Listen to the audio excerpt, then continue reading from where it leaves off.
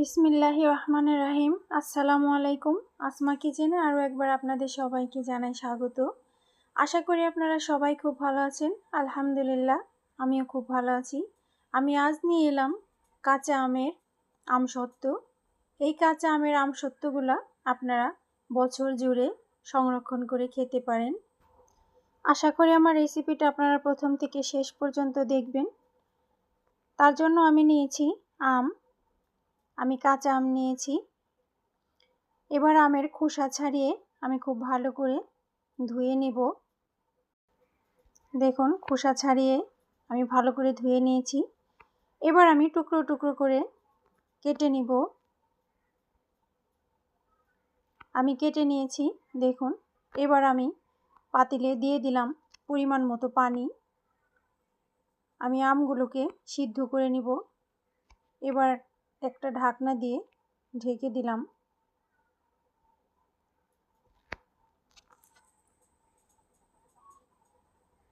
দেখুন, সিদ্ধ হয়ে গেছে। আমি একটা চামচের সাহায্যে নেড়ে নিচ্ছি। এবার আমি একটা ছাঁকনি দিয়ে আমগুলোকে ছেঁকে নেব। ছাঁকনিতে আমগুলো তুলে নিচ্ছি।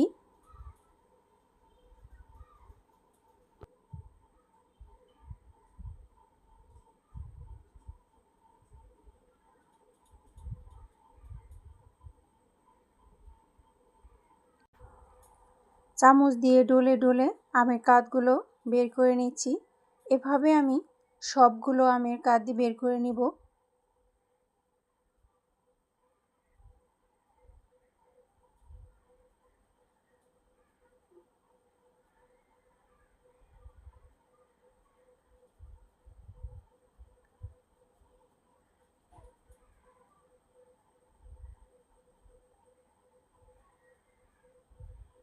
দেখুন, আমি সবগুলো বের করে নিয়েছি।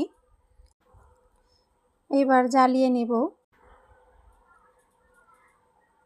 এবার দিয়ে দিলাম মেজারমেন্ট কাপের 2 কাপ চিনি। আমি লাল চিনিটা দিয়েছি।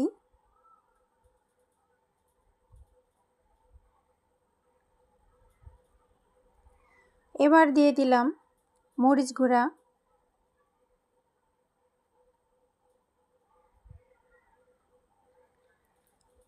এবার দিয়ে দিলাম পরিমাণ মতো লবণ।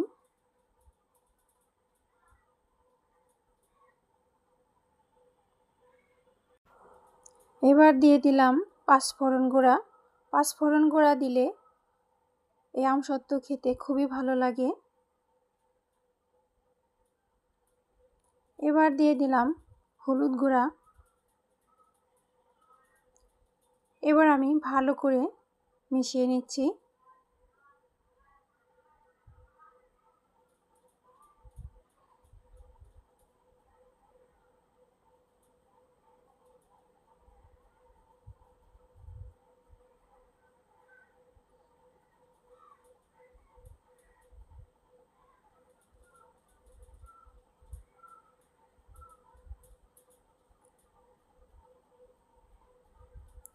অনবরত নেড়ে নিতে হবে যাতে করে নিচে লেগে না যায়।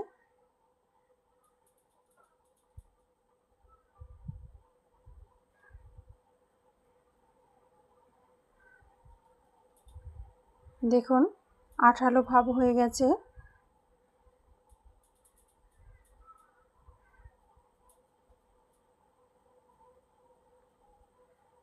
জাল দেওয়া হয়ে গেছে।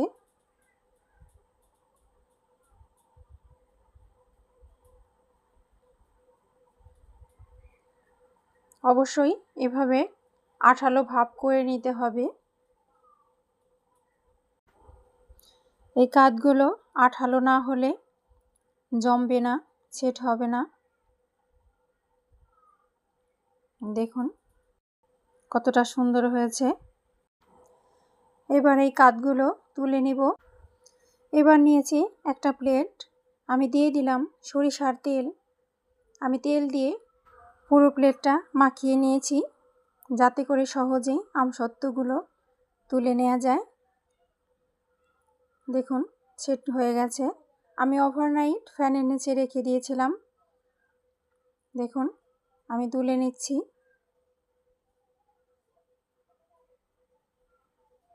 কত সহজেই তুলে নেওয়া যায়।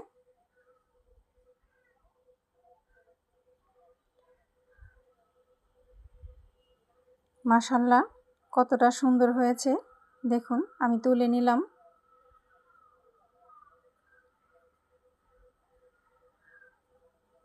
এবার আমি একটা চাকু দিয়ে কেটে নিচ্ছি।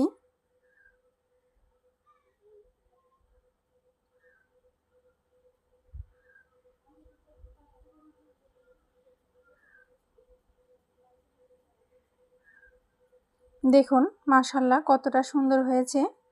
এভাবে আপনারা বাসায় বানিয়ে খাবেন আর আমাকে কমেন্ট করে জানাবেন খেতে কেমন হয়েছে।